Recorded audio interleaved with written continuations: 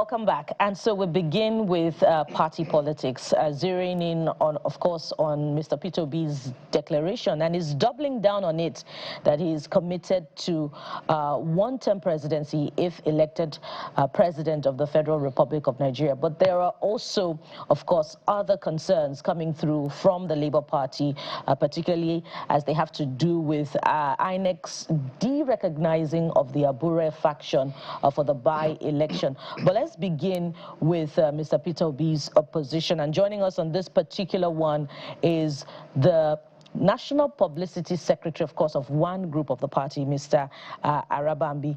Thank you so much for coming through on this conversation. Yeah, good morning, Nigerians, and thank you for giving me this opportunity. First of all, let's begin with Mr. Peter Obi's position to you know, do one term if elected president. Of course, your group has reacted to it, and a lot of you know, the filtering through is to the effect that he's not sincere. But let's look at his why. Is it not genuine enough, you know, a commitment to servant leadership? Well, thank you very much. We, from our own perspective, anybody that trusted Peter Obi, you know, with whatever he says, meaning that that person is trusting the ability, you know, of Satan to prepare dinner, will now invite Jesus Christ and the disciple to come and dine with him. Between him and Victor Obi, he made a promise during his campaign. He will die in Afghan. He's not going to leave Afghan. He left Peter Obi in that party and crossed to PDP. So a man who will go, you know, and say such a thing against himself outside, while Victor Obi was by his side, said Afghan made him everything, and he would never leave them. He would rather die in Afghan than for him to leave. But today, he was a former member of Afghan, former member of PDP, former member of Labour Party. Now, whether crisscrossing between... resigned from the Labour Party now. Whether, no, his tenancy has expired. I'll go to that. His tenancy has expired. Now, moving between ADC and some other ADC or SDP, you know, he knows the party is coming out, you know, too. But nobody, like I said, should just openly trust, you know, Peter Obi because of his antecedents. Nobody forces him to say he will not leave Afghan. But there was an issue between him and Umi over the conduct of local government election then, which he did 3 months to the expiration of his tenure. And that was, you know, what caused their separation. And he now left and, you know, he went to PDP. From PDP, you know what happened? He came to our party 2 days to expiration of a presidential primary in Asaba. We gave him the ticket, but the rest is history. You see the way he's also trying to hijack Labour, like Senator Victor Obi, you know, resisted him then, because I remember I have the video here where the man said, we told him he can't be ordering us around because you are governor, you have money, and you want to be ordering us around. We told him that no, the answer is capital no, and he left them. But today they are co-travelers with Senator Victor Obi. You know, in this they are targeted to make Nigeria ungovernable. They are all co-travelers now. So we are not going to trust him because it is impossible for Satan to not be preaching to people, come and take dinner. Jesus, come with your disciples. There are two parallel lines that can never meet. So Obi cannot be telling Nigerians that, oh, don't worry, I will do one single time. When Benicio, with his own mouth, that he would die inside Afghan, he's not going to live, you know, praising Ojuku Kemba, that respected Igbo leader. But today, where is But what Peter if his Obi? political convictions have changed, and many now see him through different eyes as an elder statesman who is committed to the people, and by every action, especially since the 2023 presidential election, he has proven that he indeed identifies with the people, and he believes that everything that an elected president can do in 8 years, he can do in 4 years. And if you look at the reasons he has cited, he says is in line with justice and what, you know, other leaders who are respected globally have done. He also cited late Nelson Mandela of South Africa. Isn't that a pride to the Labour Party? You see, it's an insult for Peter Obi to compare himself to Nelson Mandela. It's an insult. They are just two parallel that can never meet. Here was a man who could not even build Labour Party. You have heard him when he said he is not here to build Labour Party, he only wants to build Nigeria. He said it openly, that he doesn't have any business building Labour Party, and that is exactly what he's doing today. A party that made him what he was today, because he ran under PDP. But you know, during the answers, there was agitation by the youth. They were against the maladministration of 8 years of Baba Bubu. They were tired of PDP, and they saw the only option in Labour Party. And that was what, you know, he rode on. But for him to now be comparing himself to another statement, I think we have to look inward. For any husband and wife, I think they will know themselves better than, you know, this most screen attitude of I am a good husband and I am a good wife outside. They will know themselves better. We know Peter Obi better even than his wife. We know him better than his wife because he has shown us shaggy in that Labour Party. What he did in Labour Party, in fact, people like us, I didn't even believe anybody can graduate for me because I am a street person. But Peter Obi successfully, you know, attempted to destroy our party and, you know, to make us look regional. Here is a man, I said it on this TV station when he populated our campaign council with one side of the country when I said no. But today, is the same man saying, oh, I cannot be president from the south and the chairman will be from the south. And this was my objection in 2022. That he said, no, that is what we want to do it, where we have the secretary, the DG of the campaign, you know, from Anambra, director of finance from Imo. We told him that, come, why can't we make a northerner our director, the secretary general of the campaign, because we'll be campaigning in the north. Most of the northern people, let them hear from their subject. He said, no, they will be interpreting. How can he now want to build Nigeria? Oh, but Mr. Arabambi, it is impossible for him to promise, you know, he can build Nigeria. It is impossible. Right. Just to put a couple of things in perspective. First, you alluded to the fact that, or you said that Labour Party made him. Like, yes. Labour Party was already a party to beat a big party, so he didn't make the Labour Party. Labour Party made him. Yes, of course. So isn't it ironic that you expect him to build a party that you already said is made? So I don't know why you expect that. That's on the one hand. I mean, secondly, saying you know him better than his wife, Mr. Arabambi, come on. A person's wife stays with him more than any other person, except you stay with him more than his wife. Maybe that's something you might want to share with Nigerians. But just to put it in proper context, so people know that, okay, you're not saying it literally in that sense. It's probably just figurative, really. But maybe you want to respond to those questions. But the important part is this. So what exactly is going on with the Labour Party? Because he says he has not left the Labour Party, but you are saying something about tenancy. I don't quite understand. He still says he's in the Labour Party. We've seen his deputy, that's a former vice presidential candidate of your party, going around and saying, well, Mr. Peter Obi is aware of this and is meeting with Labour Party officials. So what exactly is this tenancy bit all about? Are you the landlord? Is it the tenant? No, we are the landlord, of course. This is my 18 years in Labour Party. We are the landlord. So when is the landlord expecting tenants to build the house? No, thank you very much. That's why we said this tenancy has expired. Now, a man who came to a Labour Party, you know, with, I am on national TV, Obi became a president candidate, and everything he done in that party is to the tune of 32 million naira. 32 million naira. Million or billion? 32 million. Like the money he spent? For his, you know, nomination, from which the party now gave all the delegates money that day. He was not the only one that paid. We have a young nurse, Faduri Joseph, who also made payment. Dr. Patti told me, you know, make a payment, and one other woman. He came, I know, they were asked to step down for him, which they did.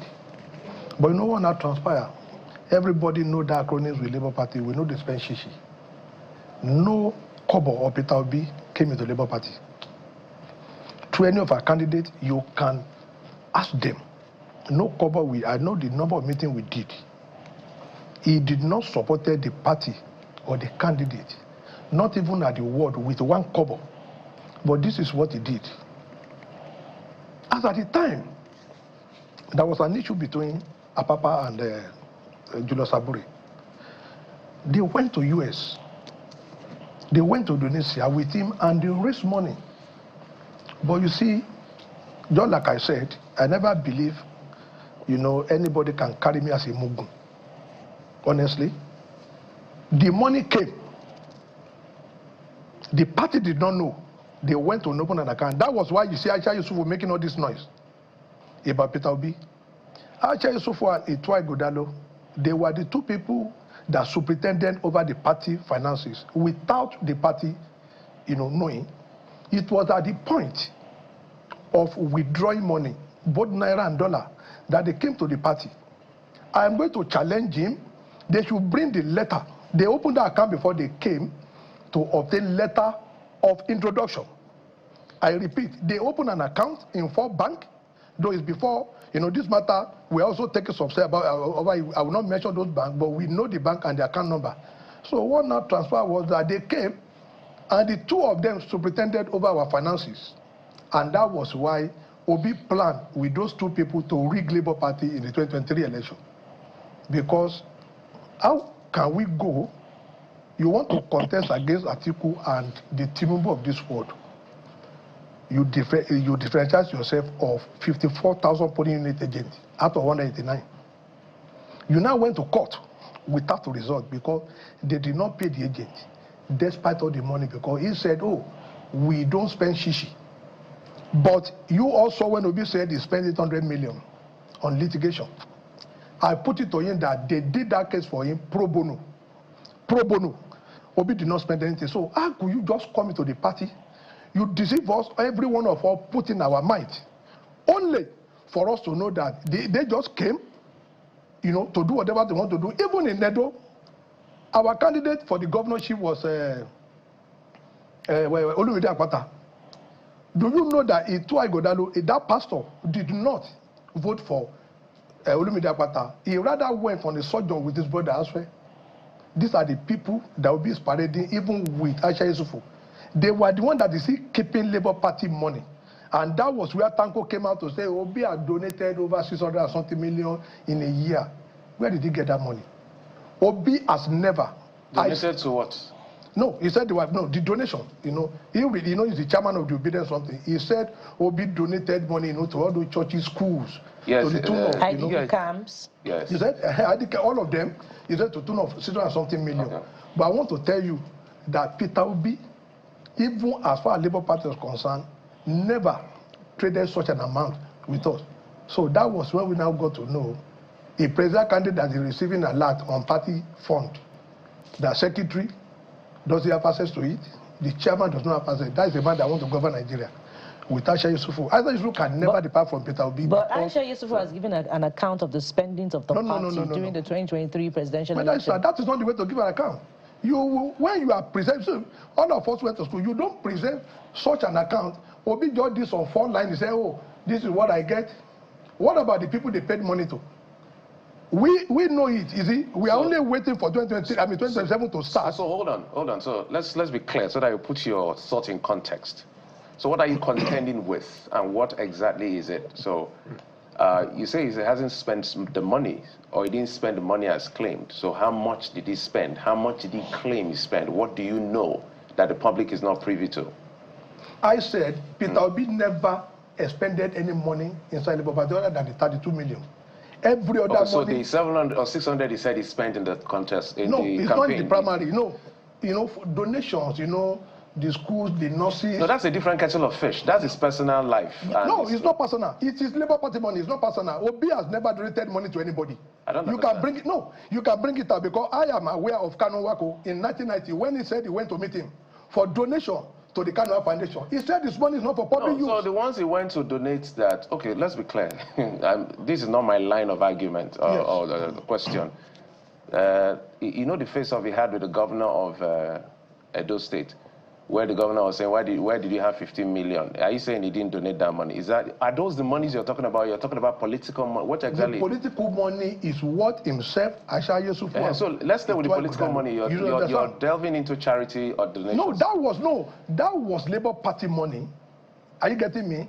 That somehow he managed you know, to corner to himself. And that is why you see what us. you're saying, so hold on. Yes. If I understand, you are saying that the monies that were donated to him during the elections, he held it back. He held it back. And that's why what he's using and to... that's why we failed that election. Hold on. Let's take it one at a time.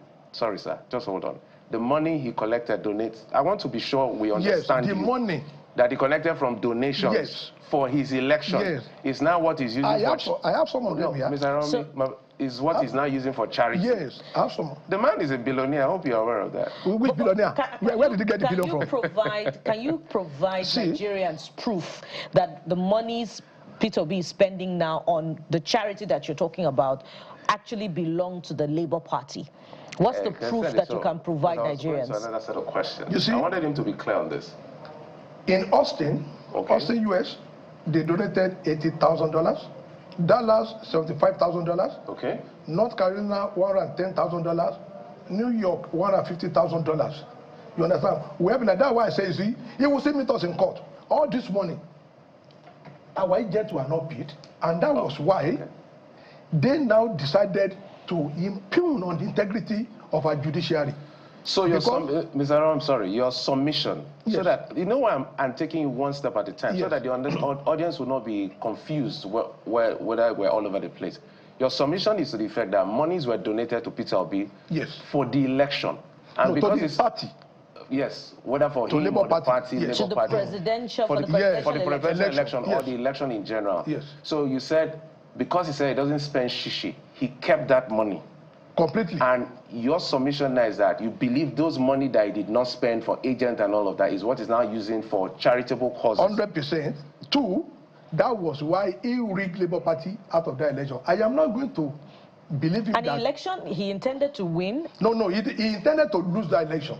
That is why I said, you know, the man just used some, like I said, I don't believe, I'm a street guy. Honestly, I don't believe that at this stage, somebody can even move me. I don't believe. But you see, there was a man, we are saying fact. In those accounts, Aisha Yusufu is not an officer of the NWC. Itu Agadano is not an officer of the NWC. But they raised this money, they now went to those banks to open an account. It was at the point of withdrawal that they came to the party. You know, I'm repeating it. But let me challenge them. Let Peter Obi bring the letter the party gave him. It's different from the name they used to open the account in this country. In total, how much do you think came for the campaigns? How much was released? How much is the balance? So I'm asking my question deliberately. Obi is still keeping about 12 billion with him. He's keeping how much? He's still keeping about 12 billion. This is not you know this is a serious allegation, right? Can Obi go to Obi to challenge me in court? Okay. Even all the lawyers that went to court, let me tell you, they deceived Nigerians. Do you know? They know the first schedule of the Electoral Act, chapter 4, 5, 6, that when you are filing a petition, you have to go in with all your evidence, the resource sheet. They went into that tribunal without any, because the people they are supposed to pay 10,000, they didn't pay them, which they also agreed that they didn't have money. So how do you now go before judges and say, oh, we are the winner of that election, knowing fully well that the law said that you must tabulate your result to prove to the judge, oh, this is what I have, this is what, Atiku has, this is what Peter Obi has. Let me bust your brain now. Do you know that we didn't challenge Atiku? You can't bust my brain. Do you know we didn't challenge Atiku election result in the court? Atiku didn't win the election, so why would you challenge him? Oh, so when you go to court and you are now suing number 1, it has admittance that the vote due to number 2 is correct in law. Because unchallenged evidence before a court of law is a Supreme Court judgment. It is admissible as fact. So if you are not challenging Atiku result, how can you now be challenging the result of APC in every of the polling unit ascribed to PDP? That is number 1. So you're confusing me already. So no, I said I don't understand. In law, when you don't controvert a fact placed by your opponent in the court, if your opponent say, oh, your cloth is white and blue, and he now file that preliminary rejection, if you don't file your counter before the judgment, it is deemed that always you will be wearing black. You wear black and white.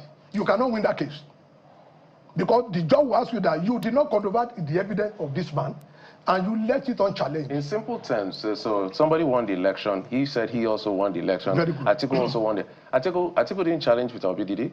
Atiku challenged. No, Atiku cannot be challenging the third person. Okay. But he was challenging the winner. It's actually the same. It's the same thing. No. It's not the same thing. No, because he's also admitting that those votes. You said? Are you a lawyer? I can argue that. I have. Okay. Are you a lawyer? So I have two. Here's what we'll do. Because Nigeria is here. No, it's not about. I have the electoral act, and I have Pretoria of judgment of Supreme Court. It's not about Peter Obi or Atiku. No, I said lawyers are listening to me. It's jurisprudence here. Yes, I said when you fail to, controvert a fact placed before a court of law, you will lose that matter. Gentlemen, I think both of you should get a law degree at this point. So but I need to declare two things. First, some of the checks that we've seen Mr. Peter Obi give, they have his name on the symbolic check given. So that's probably money coming from his account. No, they were transferred to him by Aisha Yusuf. So are you ready to provide evidence? You said, I said, we are writing. I told you now. Okay. I told you when we came in. Secondly, he's going to face massive, court issues with us. Secondly, massive one. Who is the publicity secretary of the Labour Party, Mr. Arabambi? Is it Mr. Obi or you? Who is the publicity secretary? I told you something the last time I came. I said, we have a leadership of a party, and our constitution. Constitution that is being challenged, by this group of political dissidents. This Nadius man, Obi and co. That was why, when the coast is clear for us, we are before. Okay, I think we've gone through Supreme Court now. Once the coast is clear, we are still waiting for INEC to take their decision. Though they said they don't know what they are supposed to do since April. This is August.